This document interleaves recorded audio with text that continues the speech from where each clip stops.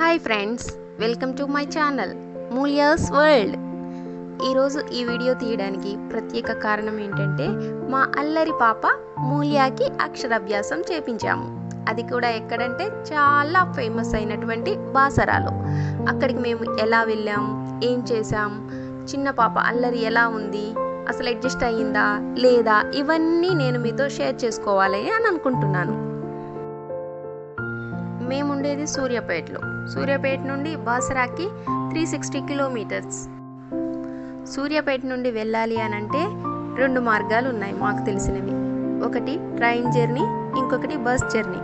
First మేము train journey అని అనుకున్నాము, కానీ మేము ట్రైన్కి వెళ్ళాలి అని అంటే ఖమ్మం వెళ్ళాలి, లేదంటే హైదరాబాద్ వెళ్ళాలి. ఖమ్మం వెళ్ళడానికి మాకు ట్రైన్ టికెట్స్ అవైలబుల్గా ఉండలేదు అప్పట్లో. అందుకోసమే మేము బస్ జర్నీని చూస్ చేసుకున్నాము. సూర్యాపేట నుండి ఎల్బీ నగర్కి చేరుకున్నాము. ఎల్బీ నగర్ నుండి ఎంజీబీఎస్కి మెట్రోలో వెళ్ళాము. ఎందుకనంటే ఎల్బీ నగర్ నుండి ఎంజీబీఎస్కి వెళ్ళడానికి బస్సెస్ కానీ లేదంటే ఆటోలలో కానీ చాలా ట్రాఫిక్ ఉంటుంది కాబట్టి మేము మెట్రోని చూస్ చేసుకున్నాము. మూలియా మాత్రం చాలా హ్యాపీగా ఫీల్ అయ్యింది. ఎందుకనంటే తను ఫస్ట్ టైం మెట్రో ఎక్కడం. కూర్చోడానికి ప్లేస్ ఉన్నా కూడా మూలియా కూర్చోడానికి ఇష్టపడలేదు. వాళ్ళ డాడీ దగ్గర నిల్చొని హ్యాపీగా ఆడుకుంటూ వచ్చింది. తనకి కొత్తగా చాలా హ్యాపీగా అనిపించి ఉండొచ్చు. ఇక ట్రైన్ దిగిన తర్వాత ఎస్కలేటర్లో దిగి వెళ్ళడం చాలా హ్యాపీ అనిపించింది. ఎవరైనా ఎత్తుకుంటాము అని అంటే ఎవరి దగ్గరికి కూడా రాలేదు. మేము చేపించాల్సిన అక్షరాభ్యాసం 26న, కానీ మేము 25కే బయలుదేరాము. ఎందుకంటే చిన్న పాపతో అంత ఎర్లీ మార్నింగ్ మేము జర్నీ చేయాలి అని అన్నా పాప అలసిపోతుంది కాబట్టి ముందు రోజే వెళ్ళాలని ప్లాన్ చేసుకున్నాం. బాసర గ్రామం అనేది తెలంగాణ రాష్ట్రంలోని నిర్మల్ జిల్లాలో ఉంది. అంతకుముందు ఆదిలాబాద్ జిల్లాలో ఉండేది. ఇది బైంసా పట్టణానికి 28 కిలోమీటర్ల దూరంలో ఉంది. ఈ బైంసా పట్టణం గురించి ఎందుకు చెప్పాల్సి వచ్చింది అని అంటే హైదరాబాద్ నుంచి బస్సులు, బైంసా బస్సులని డైరెక్ట్ బస్సులు ఉంటాయి. ఆ బస్సులలో వెళ్తే మనము బాసరాలో స్టాప్ ఉంటుంది.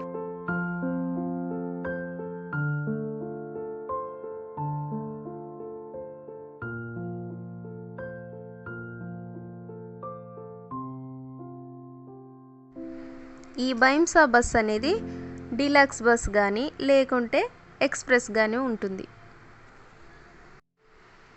ఈ బస్సుకి చాలా స్టాప్స్ ఉంటాయని చెప్పేసరికి మేము ఆ బస్సులో వెళ్ళకుండా వేరే బస్ని చూస్ చేసుకున్నాం. ఆ బస్సు జేబీఎస్ వరకు వెళ్ళి బయటికి వెళ్ళడానికి చాలా టైం పట్టింది. దగ్గరగా మేము సిటీలోనే 2.5 hours వరకు ఉండాల్సి వచ్చింది.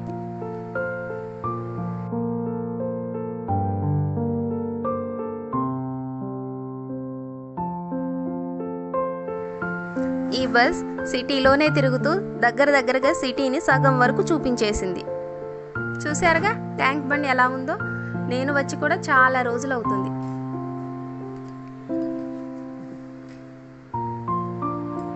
కానీ ఇక్కడ వరకు వచ్చేసరికి మూలియా నిద్రపోయింది. ఈ రోజున వసంత పంచమి కాబట్టి చాలా రష్గా ఉంది ఇక్కడ మాత్రం. అసలు మాకు దర్శనం ఎన్ని గంటలకు అవుతుందో ఏమవుతుందో కూడా మాకు అసలు అర్థం కావట్లేదు. మేమైతే ఎర్లీ మార్నింగ్ 4కే లేచి రెడీ అయిపోయాం. మూలియాకి కూడా గోదావరి నది ఒడ్డున స్నానం చేపించేసాము. మేమున్న సత్రంలోనే శివలింగం ఉంది. అక్కడికి వచ్చి మూలియాతో దండం పెట్టించుకున్నాం. మేమందరం కూడా అక్కడ కొద్దిసేపు ఉన్నాము. తర్వాత క్యూ లైన్ ఎంత ఉందో చూద్దామని బయటకైతే వెళ్ళాము.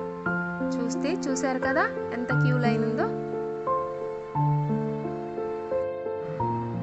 ఈరోజు ప్రత్యేకత ఏంటి అనంటే విద్యా జ్ఞానం ప్రసాదించే సరస్వతీదేవి జన్మదినం. మాఘశుద్ధ పంచమి. ఈరోజు సరస్వతీదేవిని పూజిస్తారు. పిల్లలకు కూడా అక్షరాభ్యాసం చేపించడానికి చాలా మంచి రోజు కాబట్టి ఈరోజు మా పాపకి మూలియాకి అక్షరాభ్యాసం చేపించాము. ప్రాముఖ్యత ఏమిటి అని అంటే భారతదేశంలో గల 2 సరస్వతి దేవాలయాల్లో ఒకటి జమ్మూ కాశ్మీర్లో ఉంటే ఇంకొకటి ఇక్కడ ఉన్నది. ఇక్కడ అనంటే బాసరాలో ఉన్నది. ఇక్కడ జ్ఞాన సరస్వతి అమ్మవారు మహాలక్ష్మి మహాకాళి సమేతులై కొలువు తీరి ఉన్నారు. ఇక్కడ మందిరం చాళుక్యుల కాలంలో నిర్మించారు. ఈ టెంపుల్ చాలా సాదాసీదాగా చాలా ప్రశాంతవంతమైన వాతావరణంలో ఉంది. హిందూ మతం ప్రకారం జ్ఞానాన్ని ప్రసాదించే దేవత. అక్షరాభ్యాసం చేపించడానికి 2 టికెట్లు ఉంటాయి. ఒకటి 1000 రూపీస్ది, రెండవది 100 రూపీస్ది. మనము అక్షరాభ్యాసం చేపించడానికి కిట్ అయితే ఇక్కడ తీసుకోవచ్చు. ఇక్కడ బయటనే అవైలబుల్గా ఉంటుంది. బయట ఉన్న షాప్స్లలో 150 రూపీస్ అయింది. అందులో ఒక పెద్ద పలక, తర్వాత 3 చిన్న పలకలు ఉంటాయి అందులోనే. ఇది మొత్తం కిట్ అనమాట. దానిలో చిన్న చిన్న ప్లేట్స్లలో 1 పసుపు, 2 హ్యాపీగా అయిపోయింది. ఇక బయటికి వచ్చేసిన తర్వాత టిఫిన్ చేసి మళ్ళీ మేము రిటర్న్ జర్నీ అయ్యాము. ఇక్కడికి వచ్చిన వాళ్ళు మ్యాక్సిమం 1 డేలో వెళ్ళడానికి ఇష్టపడరు. ఎందుకనంటే ఇక్కడ ఉండే చుట్టూ ఉన్న ప్రదేశం చాలా బాగుంటుంది కాబట్టి 2-3 డేస్ ఇక్కడే ఉండడానికి చాలామంది ఇష్టపడతారు. చూశారు కదా ఎంత బాగుందో. ఇది నాకు నచ్చింది, అందుకోసమే నేను వీడియో తీశాను. ఇక వెంటనే గోదావరి నది చూడండి ఎలా ఉందో, ఎంత బాగుందో.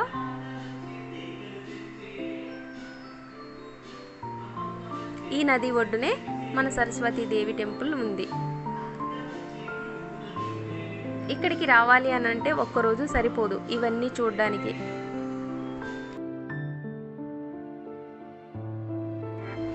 వచ్చేటప్పుడు నిజామాబాద్ నుండి బాసరాకి బస్సులో వచ్చాం. చాలా టైం తీసుకుంది.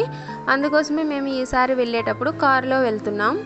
ఇక్కడ నుండి నిజామాబాద్ వరకు కారులో వెళ్తాం.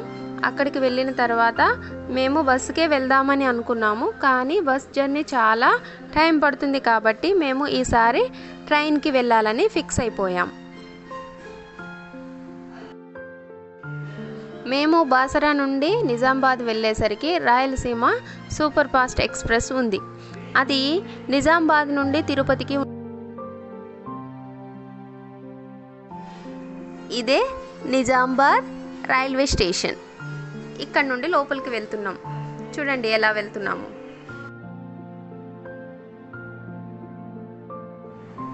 వచ్చేటప్పుడు కంటే వెళ్ళేటప్పుడే జర్నీ ఈజీగా ఉంది. ఎందుకనంటే వచ్చేటప్పుడు చాలా రష్గా ఉన్న బస్సు ఎక్కాము. అందుకోసమే అది సిటీలోనే 2-3 గంటలు తిప్పేసరికి అక్కడే ఓపికంతా అయిపోయింది. ఈ వీడియో తీయడానికి ప్రత్యేకమైన కారణం ఏంటి అనంటే తెలియని వాళ్ళు కూడా ఇంత ఈజీగా బాసరా వెళ్ళి రావచ్చు అని వాళ్ళకి తెలియడం కోసం. చాలామంది, నేనైతే ఫస్ట్ అయితే చాలా టెన్షన్ పడ్డాను. ఇంత దూరం పాప ఎలా ఉంటుంది, ఏడుస్తుందా, తిండి అవన్నీ చాలా టెన్షన్ అనిపించింది. ఎందుకంటే పాపకి ఇప్పుడు 2.5 years కాబట్టి మ్యాక్సిమం 3rd ఇయర్లో కానీ 5th ఇయర్లో కానీ చేపిస్తారు అక్షరాభ్యాసం. మ్యాక్సిమం అందరూ ఇప్పుడున్న బిజీ షెడ్యూల్లో అందరూ 3rd ఇయర్లోనే చేపిస్తున్నారు. ఫైనల్గా రైల్వే స్టేషన్లో ఒక చోట అయితే నిలబడ్డాము. టికెట్స్ చూసుకుంటున్నాము. ఆన్లైన్లోనే బుక్ చేసేసాం టికెట్స్ మాత్రం. ఇంకొక 15 minutesలో ట్రైన్ వచ్చేస్తుంది. ఇక్కడ చాలాసేపునే ఆగుతుంది. దగ్గరగా ఒక 1/2 hour వరకు ఇక్కడే ఉంది. చూశారు కదా మూల్య ఎలా హ్యాపీగా ఫీల్ అవుతుందో. చెల్లితో పాటుగా ట్రైన్ ఎక్కేసింది.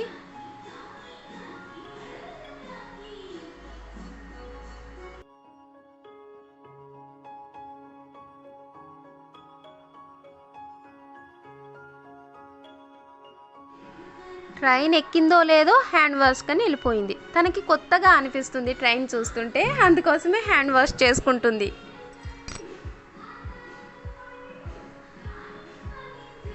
ట్రైన్ ఎక్కిన తర్వాత నుండి దిగే వరకు ఎవ్వరి మాట కూడా వినలేదు. అల్లరే అల్లరి. అందరూ అలసిపోయి నిద్రపోయారు కానీ మూల్య మాత్రం కొంచెం కూడా నిద్రపోలేదు. మొత్తం మేలుకునే ఉంది. అల్లరి అల్లరి చేసి పెడుతూనే ఉంది.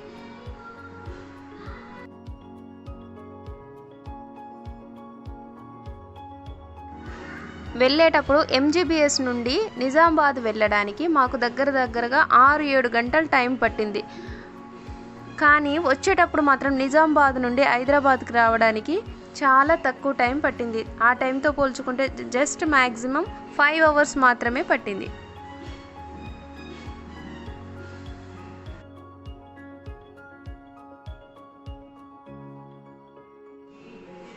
చూడండి అల్లరి ఎలా చేస్తుందో. అసలు ఒక్క చోట కూడా కూర్చోలేదు, కొద్దిసేపు కూడా ఉండేది లేదు. ఇటు అటు ఉరకడం, తిరగడం, ఇదే పని సరిపోయింది.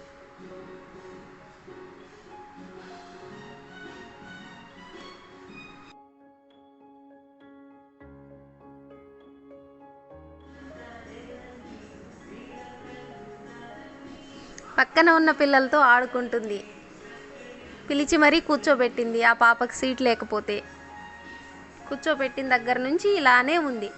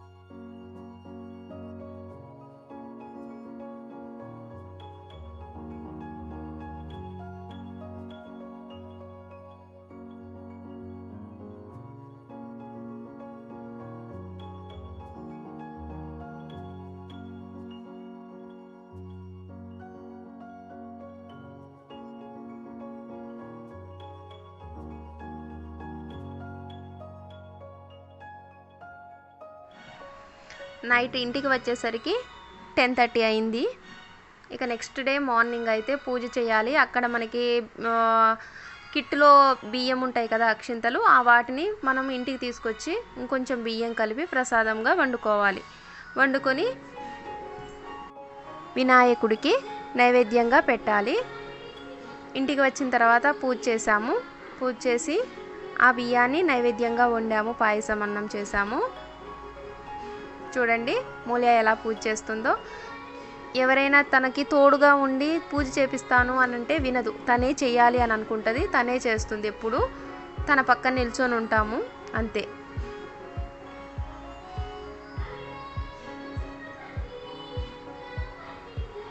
పూజ అంతా కంప్లీట్ అయిపోయిన తర్వాత మూల్యాన్ని కొద్దిసేపు కూర్చోబెట్టి మళ్ళీ అక్షరాలు రాపించాము. ఆ పెద్ద పలకని మాత్రం మనమే తీసుకోవాలి. ఉన్న చిన్న పలకలు మాత్రమే దానంగా ఇవ్వాల్సి ఉంటుంది.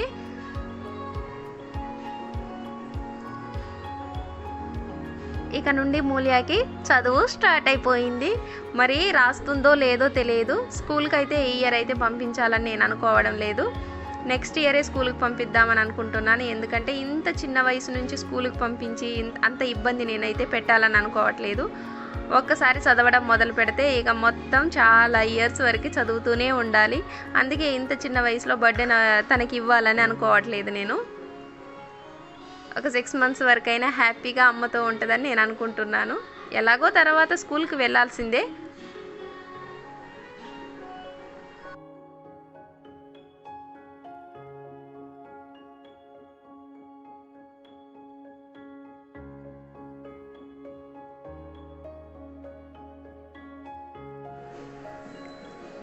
ఇదండి మా బాసర ట్రిప్.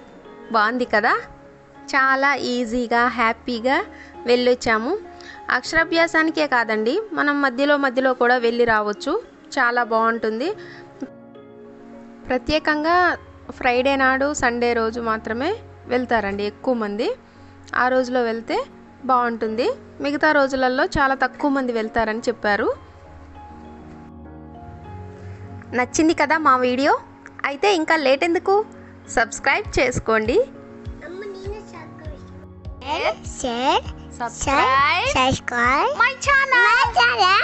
Mulya's World.